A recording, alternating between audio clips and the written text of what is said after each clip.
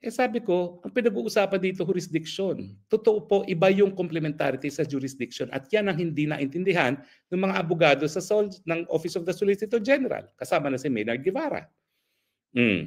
Kaya tuloy, ang naging desisyon ng dalawang mahistradong pinapadisqualify, hindi nyo naman kinwestiyon ng jurisdiction eh. Hindi nyo sinabi na dahil hindi na kayo miyembro, natapos ng jurisdiction ng hukuman, by the time nag-file ng request to commence preliminary investigation yung piskal, yung prosecutor. At yan din yung sinabi ng majority sa appellate tribunal. Hindi mo naman po pwedeng i-allege yung issue of jurisdiction at the very first instance on appeal.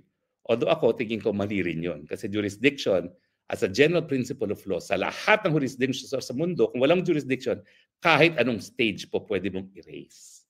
Pero yun na nga, ang naging desisyon ng appellate tribunal, hindi mo rinaise sa pre-trial chamber, hindi na po pwedeng madiskursuhan sa appellate tribunal.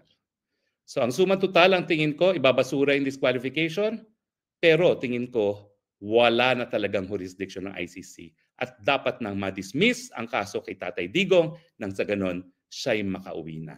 At uuwi ako whether or not ikukulong ako o hindi ng Marcos administration.